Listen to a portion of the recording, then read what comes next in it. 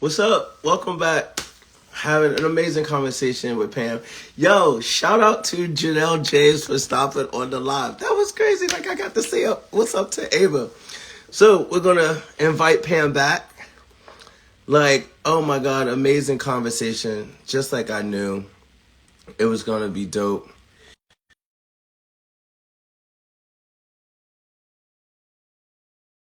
Yeah, I knew this was gonna be good. I can't believe that happened. That was so crazy. What's up? Welcome back. We Hello. got Pam back. Hello. Say what's up. I was just saying, like, how insane was that? I was like, oh my god, they were like, Chanel James. I was like, oh shit, Ava's on here. That was so dope. Like, that was a huge Janelle I fanned out. is the gifted and the talented. I love her. Writer's room on the rundown. That first show that I was saying I designed, and when she first did her first set for the Seth Meyers show, I had the pleasure of dressing her for that. And so it's been cool to just kind of sit back and watch, like, okay. Oh. Yeah.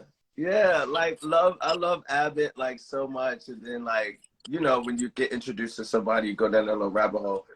I just like how chill it was. Like, she just popping out saying what's up to you. So, like, that was dope. But yes, we're back. I wanted, in the second part, I really wanted to dedicate this to really, pick your brain, just because it's like I have the opportunity to crack that little gift open.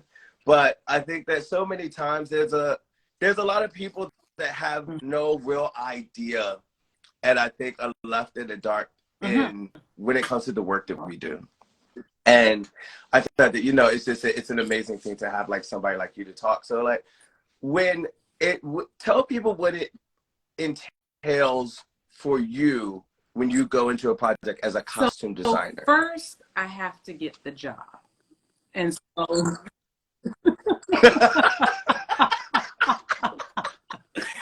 let's start there, because there is a You cleared that. You were like, just, so first, you know, there was a whole interview process. I created boards and a deck to speak to my vision for the show, and clearly this was all in response to what had been shared with me regarding her vision for the show. Oh yeah, let's make it central to Z-Way. Let's talk just about Z-Way. Oh, you meant in general. Oh yeah, I meant in general, but yeah, we can keep it like on that project. So like when you first get offered, you start with like boards. I start with making sure that I have clarity around what's the point of the show, what's the format of the show, who is the audience for the show. All of these things help to inform visuals, right? And so because we're speaking about Z-Way, you know, Z-Way has such a clear point of view, right? Z-Way has such a clear opinion, a clear vision. My first day, literally, I remember you telling me that. You would just say, you said, and don't worry. She'll tell you. But can we talk about how valuable that is? Because we've always, we have all worked with it's a gem. Hemming and hawing, like, I don't know. And all it is just having a conversation with them completely opposite from the one they have. All that does is waste time, right? So this work is about racing the clock, and we don't have time to waste. So it is very helpful to have somebody that is just clear, and she is just that. So building boards, pitching my ideas, because I knew that they definitely would be a number of references from the past, but I also knew that there was a goal to make sure that her image had a modernity to it, that it felt fresh and it felt of the moment. And so having those conversations, going back and forth, and once offered the job, then getting into meetings with the producers and the writers' room to get an idea for Mm-hmm. the topics of the episodes. Is it more? Do you feel like your process is consistent from project to project? I mean, with the obvious variables, but like the way that you kind of approach it. Cause like I have a very consistent, no matter what, my method going into a job is always the that same. is consistent for me. You know, so much of our work is an incredible amount of research. That's this launching pad. Yeah. Making sure that we're clear on the visual voice that we're creating. So my boards are the guide. My boards are the North Star. They may change, they may evolve, but they always definitely are the point of reference that I'm continuing to come back to. And whether or not that's consistent for every job, yes. For this job in particular, I think what deviates a little bit is the fact that it is a variety show. And so there's just so much happening within an episode. Baby. 5 minutes, a 5-minute change can literally upheave a week. Yeah, no, you're not wrong. You're not wrong at all. Been in the middle of it. And so it's trying to make sure that I have my anchor on what the needs are for the schedule. So because so much of this is, and I told this to you right out the gate, you know, this show is 80% styling, 20% builds, right? Because this is about it's heavy. It's about getting some looks from current collection. Okay. The consideration for our schedule for rentals and pulls and aligning that, syncing that up with when we need it for said episode. The baby, that green Gucci suit had a Metro card. That little Gucci suit had an unlimited. Shut up to Gucci though, because Gucci really lets us just hold. They don't be clocking us. They're just like, go ahead. Gucci be picking up the phone like, girl, just like, I'm busy, child. Yeah, keep it moving. Hold on. Shout out to Gucci. You're not wrong. Because, honey, not everybody's like Gucci. No. Not everybody's like that at all. Between that green suit and that motherfucking feather coat, they were just taking shifts. Because everything was moving. But once you have all of that in place, so then it's just like, that's when you start kind of going down the designer holes of like, who's making what and like who's doing what I'm thinking. To us in the conversation that we're having, what colors speak to what we are featuring on said episode? Okay, we have that. Now let's go to archives. Let's start researching who has a corset that will be a great complement to this current collection, starting to mix and match so that it doesn't necessarily have to be full head to toe.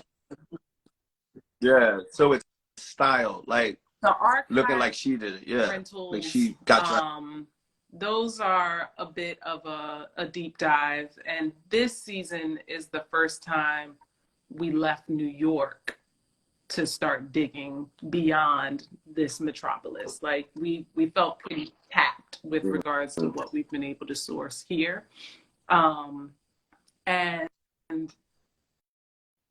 from there, whatever the builds are, mainly they've been for intros where they're the very quick opening looks that we've done. And then for this past one, Marquise Foster. I didn't mention Marquise. Oh my gosh, I'm so sorry. An introduction from That's Ricky, my bitch. And Kathy, our season, well, not season one, but season 2, part A, Taylor. Yeah. It was a big deal for Marquise. I've worked with Marquise, like he's been a friend of mine for so long, and I was so excited when he was doing all the stuff, the Project Runway and things, but he wanted to get into film. You know, he wanted to start doing that. He worked over at Legendary. So I remember when you guys were looking, like, I'm always that type. Like, I dig in my pocket before I go elsewhere to give people. Yeah, and it was like, it worked out perfectly. And I enjoyed having it's him there. because talking to him recently, he has said, like, you know, I've been wanting to get into design myself. I have an opportunity where I can be a designer on this upcoming show, and just asking me some questions. But I think it's cool that we're all in a space where we're able to make these lateral moves, right? Like, you don't, and one thing that is special that not many people have is that standing in both unions, right? So you are both 829 and 724. 764. 764. 764. And you can do it all, right? Literally, you can do it all. Yeah. I remember when you were talking on the last segment, you were when you were saying that Beth wanted you to be a coordinator. You said that to me when we were cleaning up at Z-Way. You was like, Rick, you'd be a really good coordinator. You was like, and I was like, I don't think I coordinator. said that. Like, oh my God. I don't think I said that. I think I said you said that. A designer. No, we were talking about we were doing the boxes. That's why I was like, when we were doing the boxes, organizing. Yeah, it was just the organization part. It was the organization. The designer is, that's just innate. You know what I mean? It just really is about the jobs, landing the jobs, and I think that I position myself to be in those. But it's just such a uphill like climb sometimes with me and the designer thing. Cause it's like it's hard to have held such big things where I was like the lead or directing and this, like when I was over creative directing at Combs and with Puffy and all of that stuff, Sean John, all of that kind of stuff. When you come over in the film, it's not the same. You know, it's just not the same at all. And I think more so, I put myself in the alignment that no one's going to hire you to build a bridge until they see you build a bridge. So I try to make it my business now to let people see. And then it's just like, I do little shorts and do little things of that nature where people can then see, and then those jobs will eventually come. Yeah. Like designing jobs for like film or TV and stuff of that nature. When you're in your creative process, because I know like there's so many conversations that we're just not in with producers and Z and all of them, well, regardless of the job. What is your breaking point for creativity versus, whatever producers might want or something? Like how far do you fight for something before you do kind of let it up? Or is it depending on what the moment is? Like you'll fight to the end for something, and some things you just pick a different battle. Okay.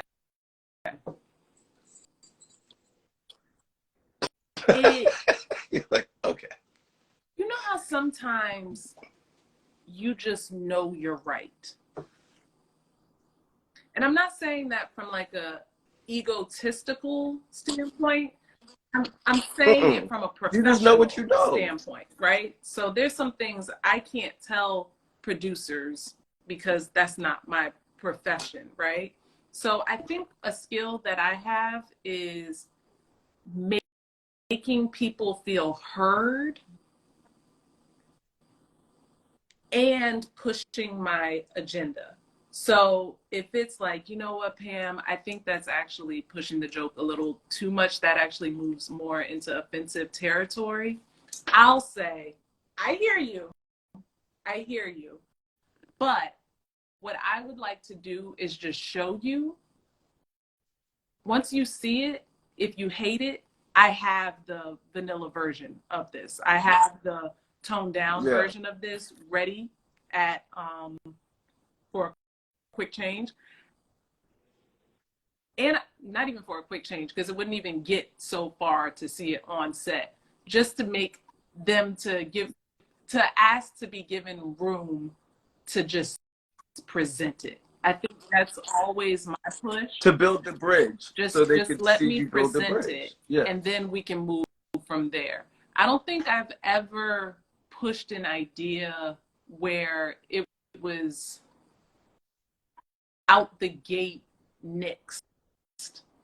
Does that make sense? Where we at least were able to explore it. And then from there, might have gotten to see where it was retooled or, you know, tweaked a bit. But I at least think, because that's the way I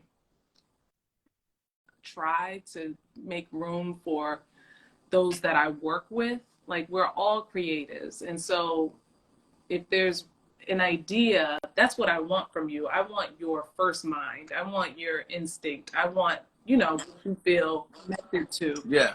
And so, your impulse. Have I lost? Absolutely. Absolutely. Absolutely. Have there been times where it's just kind of like, okay, thank you for presenting. Now do what we asked. Yeah, that's definitely happened. But I can say that that's something that hasn't really happened on this show. Yeah. Because I do give Z-Way a great deal of credit to hire people that she trusts versus micromanaging every single thing. And hire you so you can go over there and do what I just need you to do, boo. Like, very different do that. paths. Those are two very, very different paths. And so for this particular show, I think 9 times out of 10, what the vision is what gets shot. Mm-hmm. Do you, when it comes to design, this is an interesting question. I have this conversation, well, not like a lot, but I've had it with Charlize. A lot of times. It's always a very interesting place when I talk to like people that design things. Where is the line for you between designer and customizing? For me, I love everybody's answer to this also, by the way. It's such an interesting question. Someone who has entered design from styling arena, from my vantage point, to design is to build from scratch. To design is to take from here, right? Get it on paper and to build. That's a designer to me. A customizer to me is somebody that is taking something existing and making it new and something different from. But I guess there is. see, this is like, I swear to God, I'm only laughing. Charlize has done the same thing because she'll be in her answer. She goes, genius in you that. know? There is real genius in that. There is real genius in that. The ability to reimagine. There is a real skill set in that. It really is. So the reason why I ask designers or like friends of mine that I know do costume design, even stylists, and this is just in conversation, I always, because my 2 favorite costume designers when I started loving this world was Colleen Atwood and Patricia Field. Literally 2 opposites on the spectrum. And like when I first got to New York, I was working at Bergdorf's. I helped Patricia Field do the Sex and City 2 windows. And part of her genius, in my opinion, is taking a garment and seeing what it can be, not so much just what it is, or thinking, hey, let's take the sleeves off of that and do XYZ. And it's just like, you are taking something and designing it into something else. Like a friend of mine that was on the show, The Hype, Domo. Yes. Like the one from New York. Domo just online, just the other day, took a bunch of the Telfar dust bags and made a crop shirt out of it. Yeah. Like, that's a design. To where you go to like a Colleen Atwood. Colleen Atwood, like when she did the Cinderella movie, she was talking about how she wanted Cinderella's costume to predominantly be made out of like hides and skins because there was so much water and things in nature, and they would age. And the construction is like, she's a builder of costumes. But it's just like, some people have looked at Patricia Phil like she's a stylist, not a costume designer. Whereas though it's just like, and I'm like, no, she is designing stuff. But they get that mistaken with like, there's people that come out with t-shirt lines and sweatshirt lines, whereas though you just have a t-shirt and you put your logo on it, and it's just like, you haven't designed anything. Just broke down was a difference in process. And you are exactly right about Patricia Field, just with what it is to look at something and to make it brand new. That's not trivial at all. And so the process of how to get there,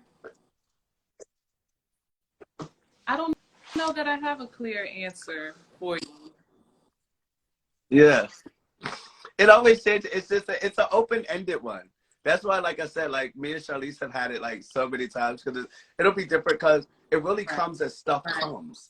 You know, clothes will come or a product will come, and it's like, but are they designed? You know what I mean? Because like Givenchy, huge designer, but then you can also go to Barney's and buy a $500 T-shirt that has like a dove on the front. Can you see me? You know, it's like, can you see me? Huh? Not right now. You turned into a purple little, purple curtain. Yeah. A purple curtain. What does your screen look like? Let me see. Go to the bottom of your screen. Can you see all of the things? Hey, Shayna. I see Shayna wrote true also. Hey, let me flip it around. Okay.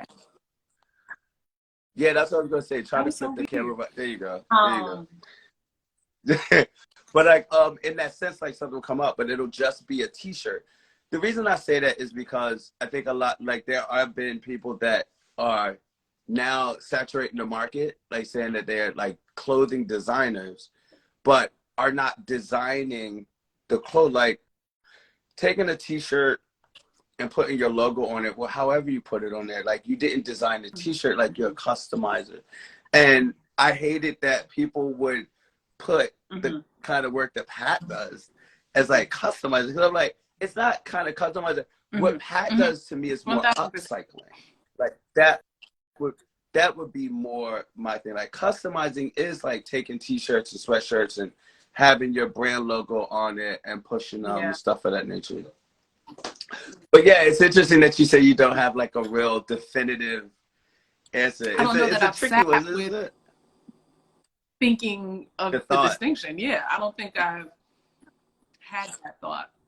Yeah. But yeah, I definitely think that there is a gift to whether you're looking at a blank sheet of paper and building from there, or whether you are looking at inspiration, whether it's some leaves, whether it's some curtains, whether it's a tablecloth, and building something from there, or whether it's an existing piece and just making it completely new. I definitely think that there's merit and credibility involved. Yes. It's a level of creativity in there, some like in any shape of, you know. I'm getting lost for the word. It's a form of creativity. Yeah, because I don't really fuck with the like the T-shirt logo design aspect. Like it just wears me out. It gets under my skin the same way like when you go down south, everybody like somebody always puts couture on the name of their brand and like just to like make it seem like it's like something fancy. They're like, this is so couture. A part of me really does rock with it. Only because this industry is it's rooted in being exclusive, right?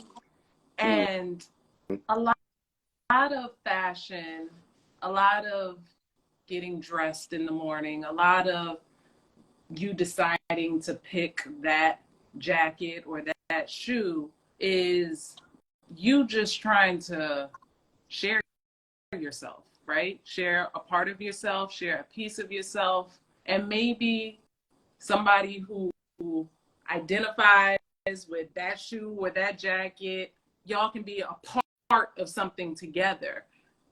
I'm saying that, I mean, everything really does oftentimes come down to white supremacy. What it is for us to create products, to create spaces, to create services that simply make folks feel like they're a part of something, I'm not mad at it. Is it for me? Probably not. Is it gonna be on my back? Probably not. Right. So I don't know, but I hear you. I hear you. You took it in a different direction when you said it like that. And I understand what you're saying in that point. And I piggyback on the latter. Like, is it for me? No. Like, is it like the, but see you, hear you, that kind of stuff. I think, I don't know. I would just get like, I find myself in those conversations a lot. Cause like I get people that come to me for like, you know, quick opinion, advice or whatever. And I'm just like, I don't really know what to, you know. I be like, I don't know what to say. Cause it's like, you know, like in my mind, I want to be like, you know, what'd you do? What'd you decide? Like, where is it? You're like, you know, it's here. And so that's fair. It's fair for you to, in your opinion, be like, well, I don't necessarily think the language of design applies here. However, it's cool for you to express yourself and put your little couture, but I see you. Put your little, you be like, but I see you.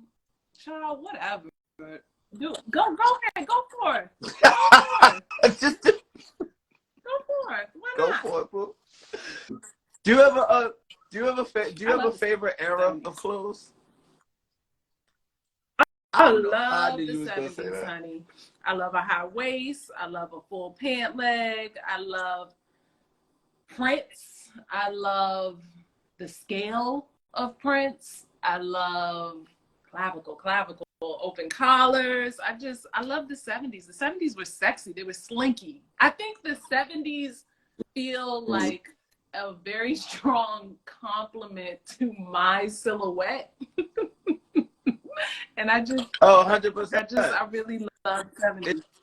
It's your swag. It's your swag. 100%. The high waisted, the wide leg, the other kinds of. What's do you have a piece of clothing that you just can't stand when you see it? Okay, wait. I like hold that question, you just be like, because absolutely, yes, I do. But what is your favorite era? My favorite era, ironically, I am a huge fan of the Renaissance age. It's something about the meticulousness and the details on details and just how much dedication those people put into being uncomfortable in clothes.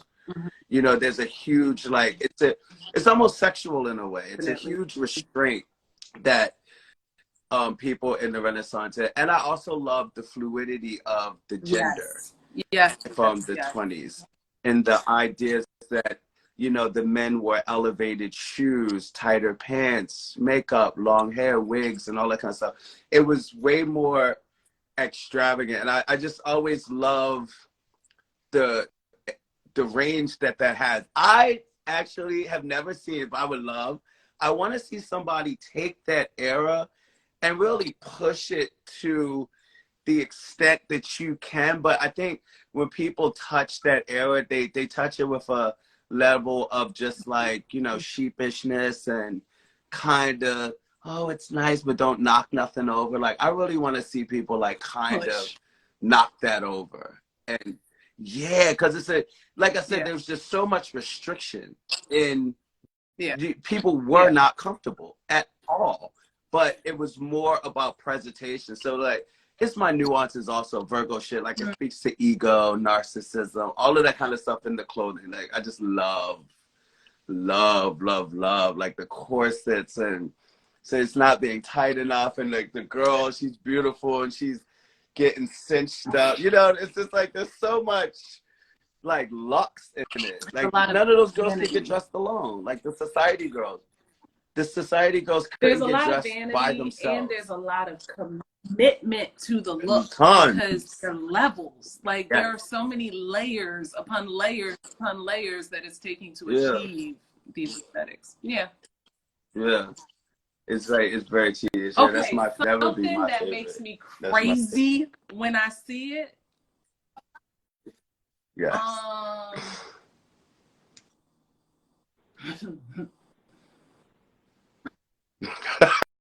Why you did somebody come into your mind when you think about it? It's not a type of clothing. I really hate a low crotch. I hate a long crotch. I don't mean like the bumpsters, a drop crotch. I mean a pair of pants that were cut poorly. I hate a long crotch. It really is kind of like, it just be sad. It'd be frumpy. You know one thing that I swear I cannot stand, and I don't know, I cannot stand faux fur. Ooh, baby, when I tell you that little dreadlock on clothes gets off my motherfucking nerves, it's always so little. I'm not like, I literally, every time I see it, I'm just like, baby, if you have to go faux, it's a no. Another thing, like, it's a color. It always turns into a little dreadlock or something. Little method. You calling faux for a dreadlock? You seen that little winter coat that all the people wear, and it started off there. The next season, it just looks like a bunch of big knots. I understand what you're saying. Another thing that really bugs me, or it like instantly catapults me into sadness. I'm kind of into crops. Friend, we did, okay, hold on. We did the shoot at the beach, and we had to spray paint those Birks and those Crocs. Child, I've been tripping in my Crocs. I like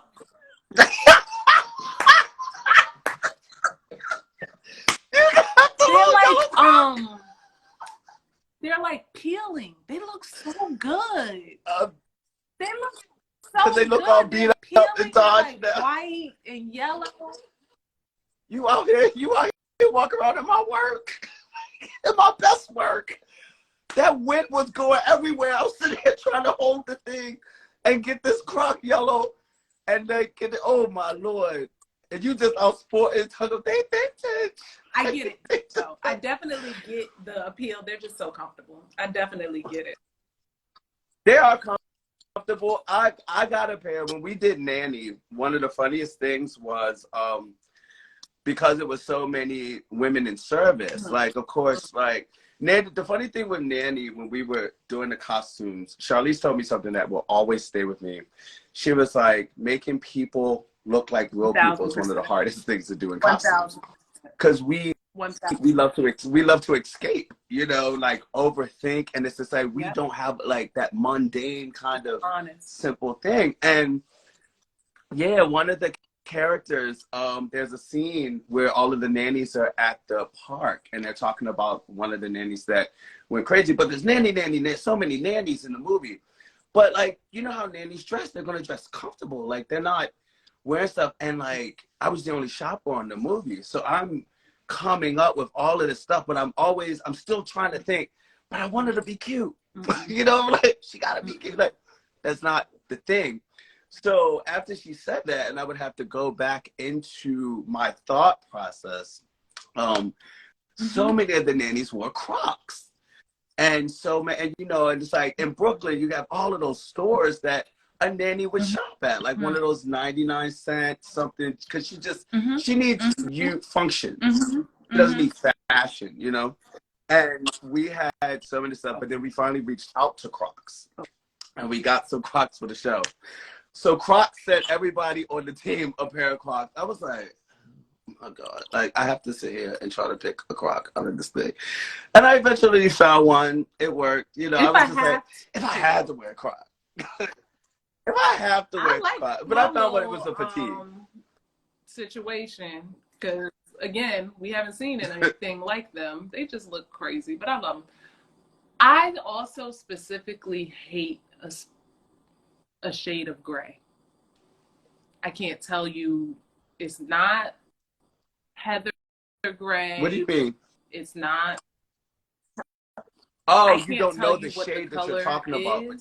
But every time I see it, I have such an aversion. It's an immediate, like, oh no. Hi, Aries. Interesting. Aw, thank you. You got all kinds of, mind you, the funny thing is, you can see how many people are on your thing. On my thing? 4. Yeah, watching from your page. Oh. So it's the same thing on both sides. I never asked for the thing. I thought that it would be different, like on your side, like people that come into the thing. Yeah. I don't know. What else would I want? I feel like I got so much information. Lovely, my friend. Like, that's lovely. Yeah, I didn't think you was gonna chat like you did. Let me get to I'm gonna get to like all of the regular stuff so we can like the check-offs. Had to live in one designer for the rest of your life. Live in one designer for the rest. Had to live in one designer for the rest of your life. Bro. Who are you going with? This is why I love you. This is why I love you. 100%, you would literally be in the row every goddamn day. Every day. Oh, nasty rich bitch. Just clean. Yeah. Oh wow. I didn't even think of that. What that about would have been you? like that when it came to my mind. Mine's a Prada. I'd wear Prada every day. Like, dude, it just has this kind of like Prada always looks smart. It always looks intentional and like clean. It's like it's a little bit ahead, but still. I hear what's going on. I just can't afford it. Yeah, I love it. What if you could remember, what was one of the funniest scenarios that we had at Z-Way on this block? Damn, season 2 meme.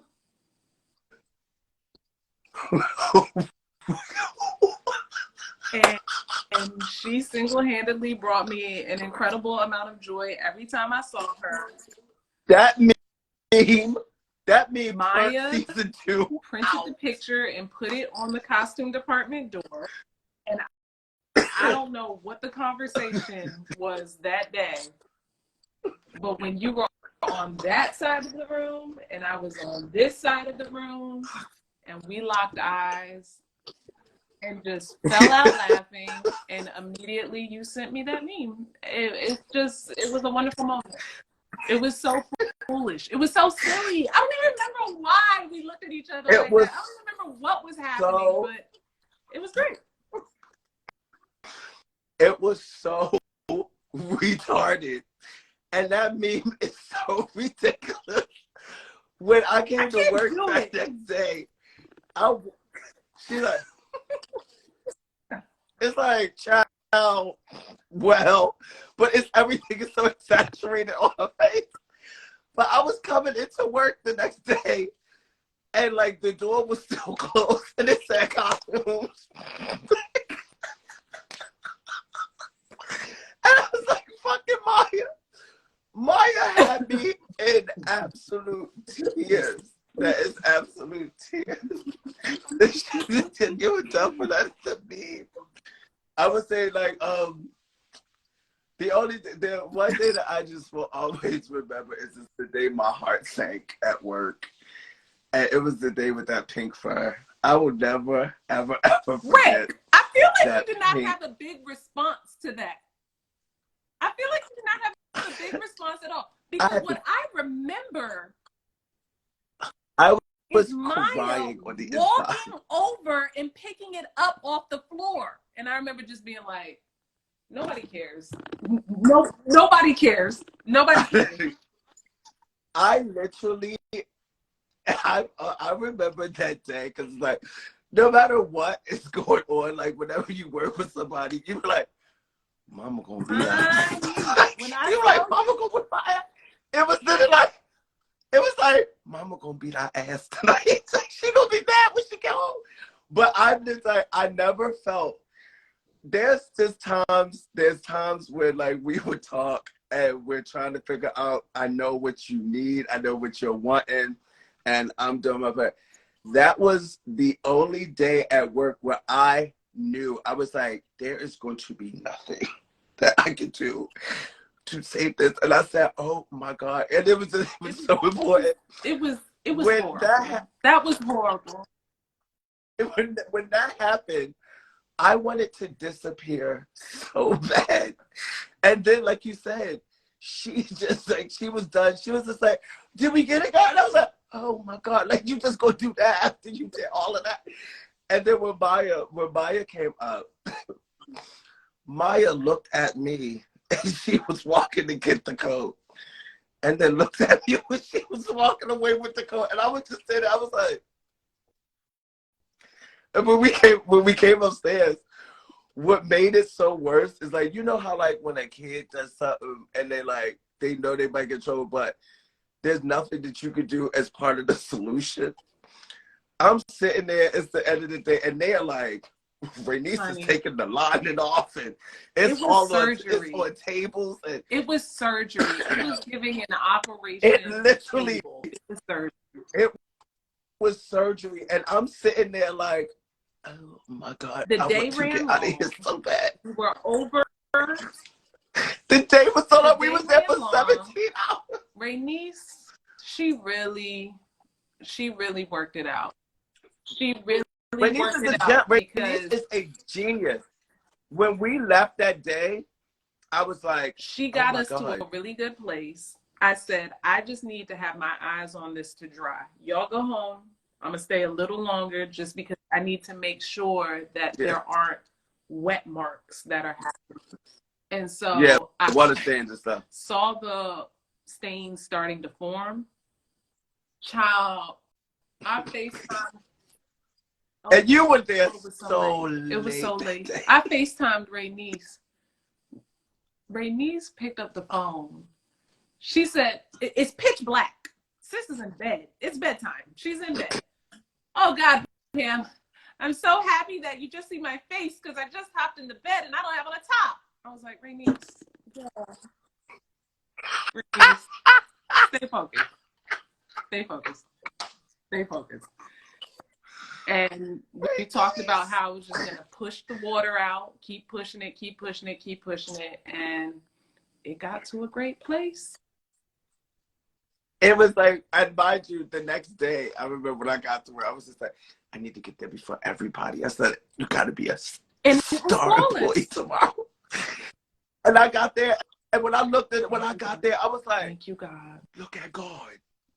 Look at God. Like, when I tell you that night, I ain't see no coming from it. And it was so much tension just because of how precious. And then you have Morel trying to figure out, he was like, well, I already put makeup on her arms. I'm sitting there like, oh my God. Then Morel was like, we could just put saran wrap around her arm.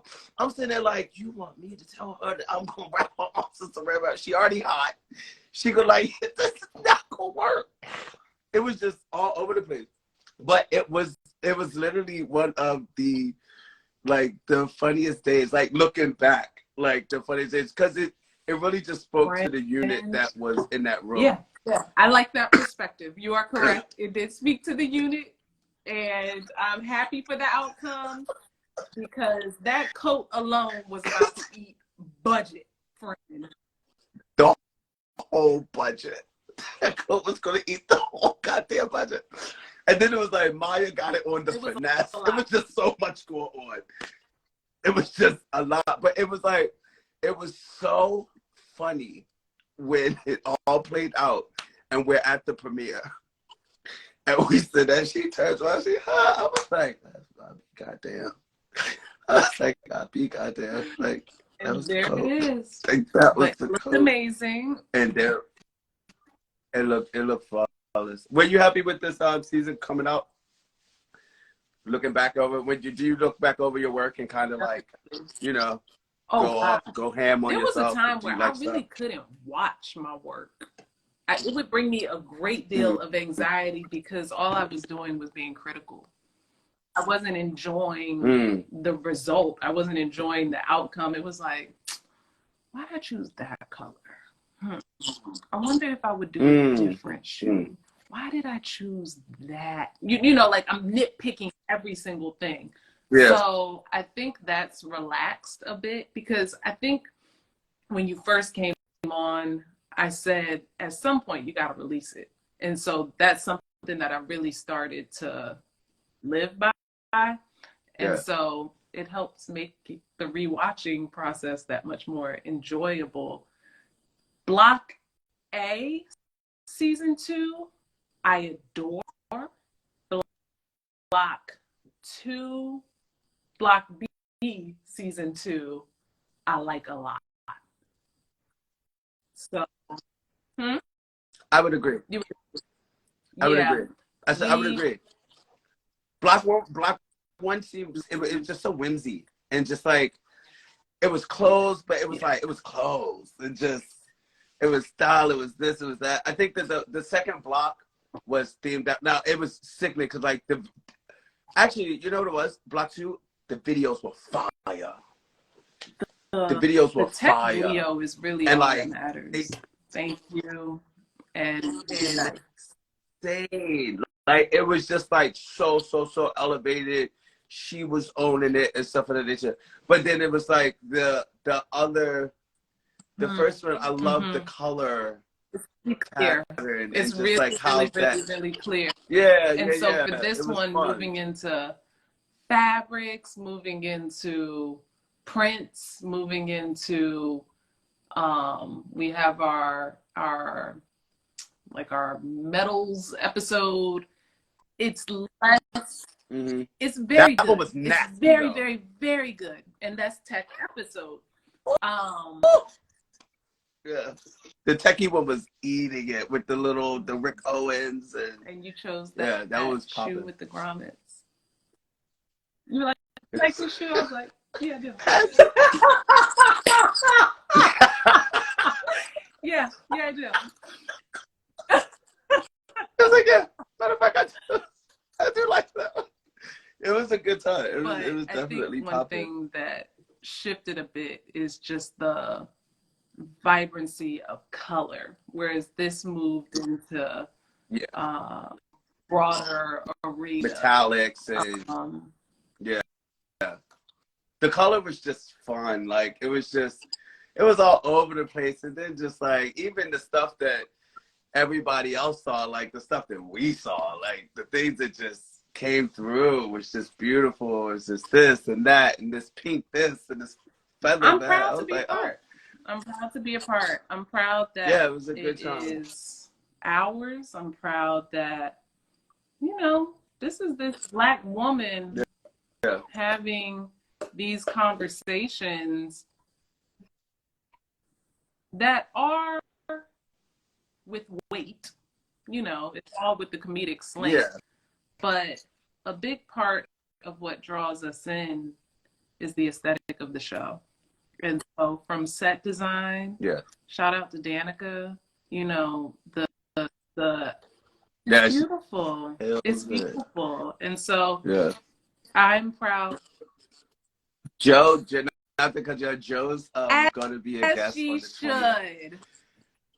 When I tell you my ribs are going to hurt. They will. Joe's a very funny woman and a very smart woman too. Yeah. But yeah, I'm just proud to be a part. I'm proud to have the team that we have and have the harmony that we have. Yeah, that's so true. Oh, all right. Speaking of proud to be a part, you were like, give me that mic. I'm so proud that you were a part of this with me. Like I've been very selective and specific about conversations that I wanted to have. Conversations that I think people would enjoy, knowledge, and rapport is just like, it's really like the main ingredients to this. And I just knew that you would be like a special person to talk to. But I knew that you weren't like a social media girl. But I was like top of the year. I went into the top of the year with Shoot My Shit. You know what I mean? Like, I'm like, this is my girlfriend. Like, all you say, you know what, friend? Easy. I'm really not into this. Like, Easy. heard you, you know what? When you said yes, I really, really, really lit up. Like, I really did light up. And I was just like, I just knew it was going to be special. It was going to be one.